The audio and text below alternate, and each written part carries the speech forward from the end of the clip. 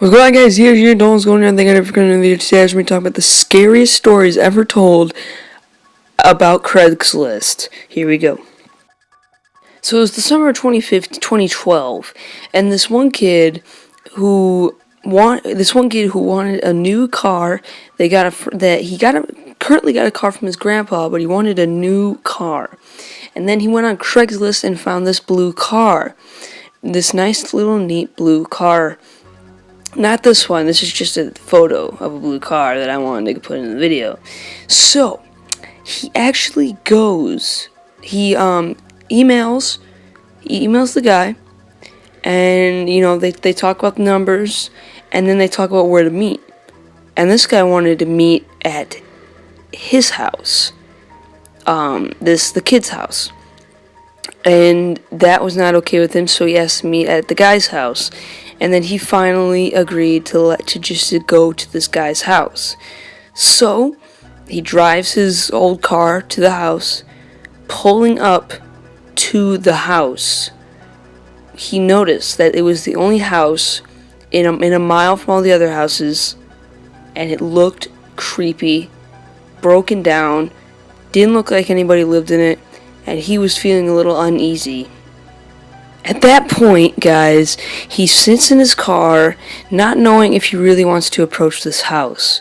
And then when he finally gets the courage to go up to this house, he knocks on the door, and a guy tiptoes. He hears footsteps coming, and it sounded like somebody was tiptoeing to the door.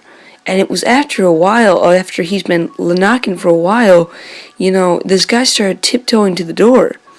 And finally, the door was opened by this weird-looking guy. And this guy looked creepy. And, he said, Are you the guy for the car, with the car? Or coming here for the car? And he said, yes. And he said that the car was in his garage. And instead of walking out to the front and opening the garage door, he says, "Come into my house." What? That is just weird. It's very weird. Instead of just going out the front, putting the code onto the garage, which I hope there was a code, because it's a house. Everybody has one in 2012. There's a code opening the garage door. Apparently this one didn't, or so we think.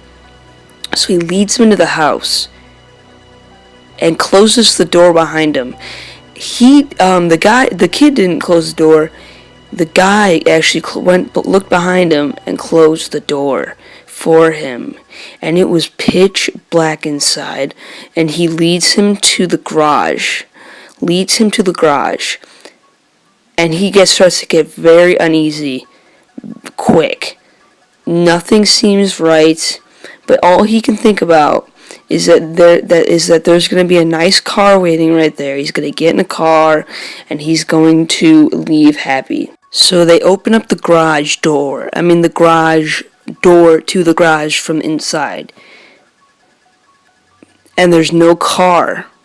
It's just a pitch black garage with nothing in it. So the kid turns to the guy, and the guy gives him the most evil look ever. The first thought that goes into this kid's mind is to get out of that house. So this guy comes and tries to grab him, but he gets around, and he runs for the front door.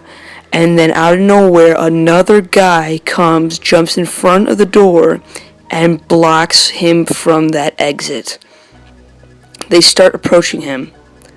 He eventually runs past them and finds the back door, and finally gets out of that house, runs to his car, and sits there while he calls the cops. At that time, he's not being chased at all. But after a while, the door opens, and the two men come out and look at him with their heads tilting, staring right at him. By the time the cops get there, they search the house, and they noticed that nobody lives in this house. This house has been totally abandoned, and nobody lives in the house. So they search the house and they can't find the two men. They got out and they escaped. Scared, he goes back to his house. The boy goes back to his house.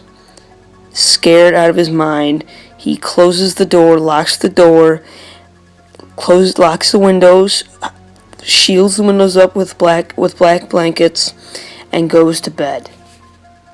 So he's at home and he lives on the bottom of the apartment, the bottom floor, so the point where anybody can peek inside.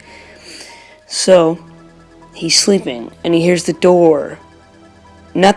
phone start to ring. It's an unknown number. So he lets it ring. Scared, he stays in his room. There was no voicemail. Nobody called and then left a message. So instead, that same number texted him on his phone. And the text said, "Look out your bedroom window." So he looks at his window and there's a shadow right behind the window. He can see a shadow through the curtains. So he calls 911 and the cops, and he yells through the window to whoever's there, which is obviously one of the people at the house that tried to kill him from the car. So he yells, he's calling 911, and the guy goes away. So when the police come, they look in his backyard, right next to his apartment, and they find a guy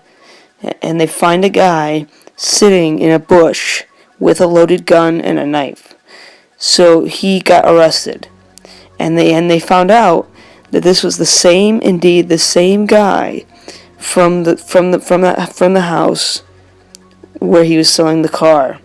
Now the scary thing is that one guy was brought to justice, but it was identified that was the second guy who jumped out in front to guard the door.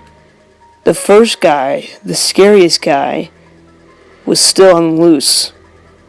And that is the story